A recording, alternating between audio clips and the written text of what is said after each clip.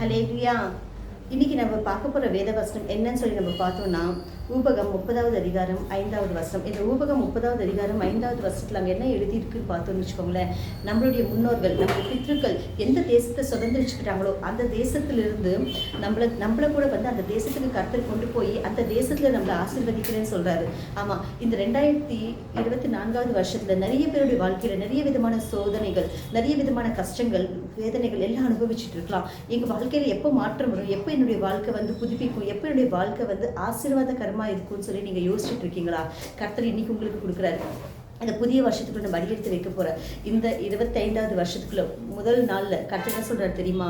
நான் உங்களை, உங்கள் பெற்றோர்கள், அதாவது உங்களுடைய மூத்தவர்கள் எந்த தேசத்தை வந்து அவங்க சுதந்திரிச்சுக்கிட்டாங்களோ அந்த தேசத்துக்குள்ள நான் உங்களை கூட்டிகிட்டு போக போகிறேன், அந்த தேசத்தில் நான் உங்களை ஆசீர்வதிக்க போகிறேன்னு சொல்கிறாரு. ஹல்லேலூயா.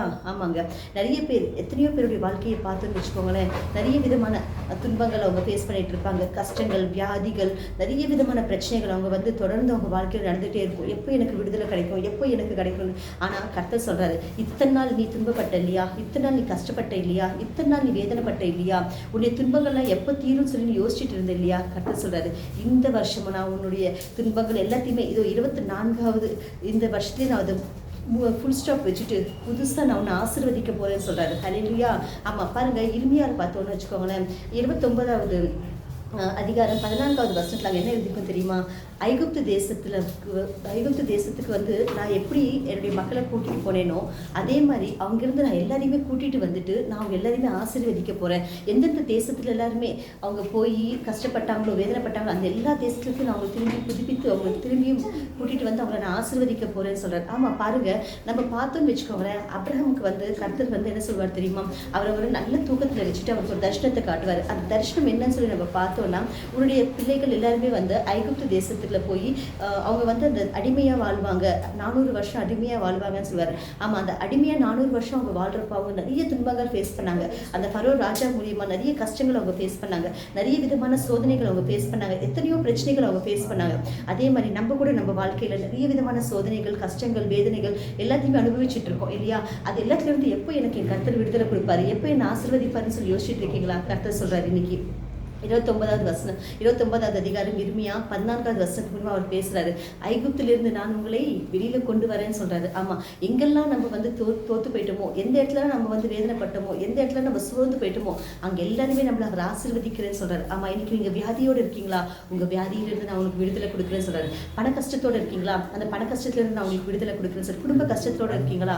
அந்த குடும்ப கஷ்டத்துலேருந்து நான் உங்களுக்கு விடுதலை கொடுக்குறேன்னு சொல்கிறாரு. எல்லா விதமான புதுசான ஆசீர்வாதம், ஆனந்த அபிஷேகத்தோடு நம்மளை அபிஷேகிச்சு நம்மளை புதுசாக ஒரு புதிய உலகமாக நம்மளை மாற்றுறேன்னு சொல்கிறாரு. ஆமாம், இந்த வருஷம் நமக்கு கொடுக்கக்கூடிய ஆசீர்வாதங்க.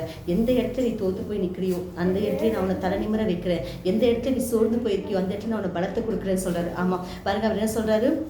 நம்ம உபகத்தில் 30வது அதிகாரம் 5வது வசனத்தில் அவர் என்ன சொல்கிறாருங்க?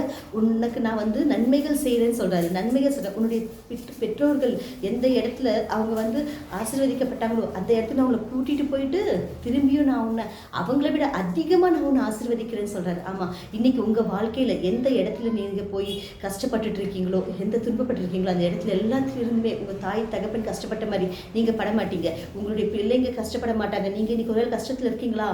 இன்னைக்கு அந்த கஷ்டம் உங்களை விட்டு விலகி போகுது. கர்த்தர் சொல்றாரு, அந்த கஷ்டத்திலிருந்து நான் உங்களை மட்டும் இல்லை, உங்க பிள்ளைங்க யாருமே சரி அந்த கஷ்டத்தை பார்க்காம நான் உங்களை ஆசீர்வதிக்கிறேன்னு சொல்றாரு. ஆமா, இன்னைக்கு நம்ம நம்பி அவரோட நம்ம சேர்ந்து நடந்தோம்னா நம்ம வாழ்க்கையை அவர் அற்புதமா நடத்துவாருங்க. ஆமா, நம்ம துக்க தினங்கள், நம்மளுடைய கஷ்டங்கள், நம்மளுடைய வேதனைகள் எல்லாத்தையுமே அவர் சமாப்தி சொல்லிட்டு இன்னைக்கு புதிய ஆசீர்வாதத்தோட, புதிய அபிஷேகத்தோட நம்மளை இன்னைக்கு புதிய வருஷத்துக்குள்ள நம்மளை வழி நடத்த போறாரு. ஆமா, இது 2025வது வருஷத்துக்குள்ள நம்ம அடியெடுத்து வைக்கிறப்போ நம்மளுடைய வாழ்க்கையில் புதிய அற்புதத்தை காண போகிறோம். நம்ம வாழ்க்கையில் புதிய அற்புதத்தை நம்ம காண போகிறோம். எங்கெல்லாம் நம்ம வாழ்க்கை வந்து சோர்ந்து போயிடுச்சோ அது எல்லாத்தையுமே கர்த்தர் நம்மளை ஆசீர்வதிச்சு நம்மளை உயர்த்தி, எங்கெல்லாம் நீங்கள் தலை குனிஞ்சீங்களோ அந்த தலை குனிஞ்ச இடத்துல அவர் உங்களை தலை நிமிர வச்சு, எந்த இடத்துலலாம் நீங்கள் வேதனைப்பட்டீங்களோ, எந்த இடத்துலலாம் நீங்கள் துக்கப்பட்டீங்களோ எல்லாத்தையுமே அவர் ஆசீர்வாதகரமாக மாற்றி உங்களை அபிஷேகத்தோடு நடத்துகிறேன்னு சொல்கிறார். ஹல்லேலூயா. சின்ன ஜபம் பண்ணிக்கலாம். ஸ்தோத்திரம் தேவனே ஏசப்பா, ஸ்தோத்திரம் ஐயா. ஆமாம் தேவனே ஏசப்பா, ஐயா நீங்கள் நன்மை செய்கிறவர் தேவனே. ஆமாம் ஐயா, ஐயா எங்கள் பெற்றோர்கள் எல்லாருமே ஏசப்பா எந்த தேசத்தை சுதந்திரிச்சுக்கிட்டாங்களோ அந்த தேசத்தை திரும்பி நாங்கள் கூட சுதந்திரிச்சுக்கலாம். ஒருவேளை தவறி போயிட்டோமேமோ, தவறி போனது எல்லாத்தையுமே ஐயா நீங்கள் ஐயா எங்களை திரும்பி அந்த வழியில் கொண்டு வாங்க தேவனே ஏசப்பா. எல்லா இடத்துலையும் எங்களை திரும்பி வழியில் கொண்டு வந்து எங்களை திரும்பி ஐயா சரியான வழியில் நடத்துவீங்க. இந்த 2025 வருஷம் எங்கள் வாழ்க்கையில் புதிய அற்புதங்களை பார்க்கணும், ஆச்சரிய காரியங்களை பார்க்கணும் ஐயா. உங்கள் ஆசீர்வாதத்தோடு நாங்கள் நடக்கணும் தேவனே. இந்த 25வது முடியிறப்போ நாங்கள் எல்லாருமே சாட்சி கொடுக்கணும் தேவனே ஏசப்பா. ஆமாம், இந்த வருஷம் கர்த்தர் எங்களை ரொம்ப ரொம்ப ஆசீர்வதிச்சாரு, ரொம்ப ரொம்ப அபிஷேகம் பண்ணார், எங்கள் வாழ்க்கையில் புதிய காரியங்கள் பண்ணார் கர்த்தர் அப்படின்னு சொல்லி எல்லாருமே சாட்சி கொடுக்குற மாதிரி, உங்கள் நாமத்தை மகிமை பண்ணுற மாதிரி ஐயா. ஐயா நீங்களே இந்த காரியத்தை பண்ணி உங்கள் நாமத்துக்கு நீங்களே மகிமை கொண்டு வாங்க தேவனே. இயேசு கிறிஸ்துவின் நாமத்தில் ஐயா நீங்கள் ஆசீர்வதிப்பதற்காக ஐயா நீங்கள் ஆசீர்வதிப்பதற்காக நன்றி தேவனே, நன்றி தேவனே. ஆமென், ஆமென், ஆமென்.